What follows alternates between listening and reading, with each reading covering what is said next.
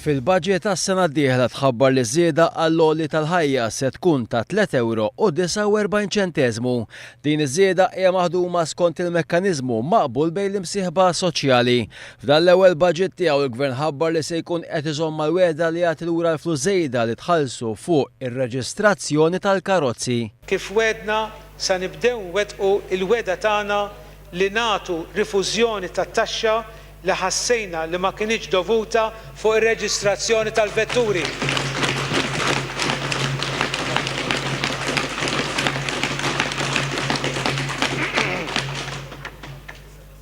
Għal dan il-għan qed nivvutaw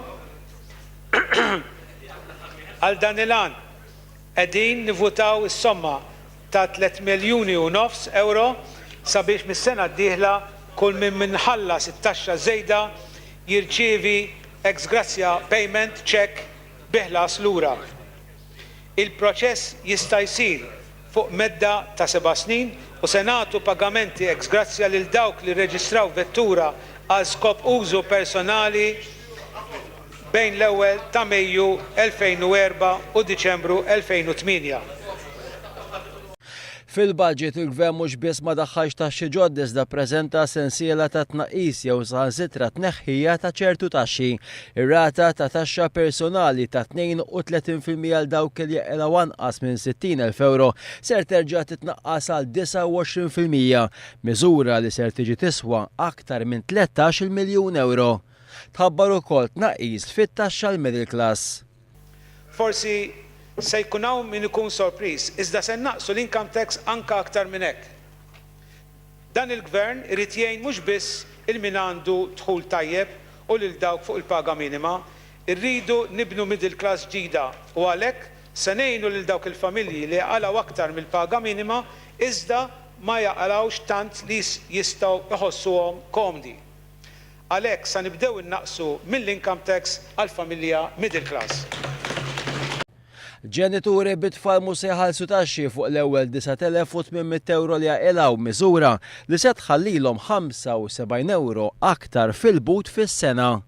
Bilha li jirringrazzja l-familji li qed jinkoraġġixxu lil uliedhom ikomplu jistudjaw, il-Gvern ħabbar aġġustament fil-kundizzjonijiet biex il-ġenituri jikkwalifikaw għal komputazzjoni ta' ġenitur mis-sena d-dieħla l-età ta' tfal f'edukazzjoni terzjarja li huma mantnuti mill-ġenituri ser tiżdied minn 21 għal 23 sena.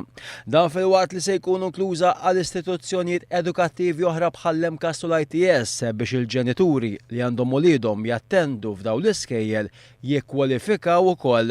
Tħabbar ukoll tnaqqis fit-taxxa fuq min jaħdem part-time. Il-limitu fuq l-ammont suġġett għar-rata preferenzjali ta' 15% minn €7,000 żdied għal €10,000 fil-każ ta' impjieg part-time u $12,000 fil-każ ta' part-timers li jaħdmu għal rashom. Tħabbru wkoll inċentivi għas-sidien tan-negozji part-time li ser jitħallew jimpjegaw sa' 2 impjegati part-time mingħajr ma jitilfu l-intitolament għar-rata tat-taxxa ta' 15%. Se ssir ukoll emenda fil-liġi biex il-15% taxxa tibda titħallas darba fis-sena minflok 3 darbiet. F'dan il-budget il-Gvern assigura li ma jagħmilx bħal dak ta' qablu u jintaxxa lil min jaqla l-paga minima. Għalhekk ser jiżdied il-limitu tal-paga minima biex jittieħed kont tal-kumpens tal-għoli tal-ħajja. Din miżura se jkunu qed jibbenefikaw ukoll minna l-pensjonanti li dħul tagħhom jikkonsisti biss minn pensjoni li ma taqbis l-ammont tal-paga minima. Pensjonanti li huma wkoll self-employed fuq bażi part-time ser jibdew igawdu minn rata ta' taxxa ta' 15% fuq id-dħul tagħhom jekk dan id-dħul ma jkunx ogħla mill-minimu ta' dħul illi fuqu jħallsu lanqas rata ta' kontribuzzjoni għas-sigurtà soċjali.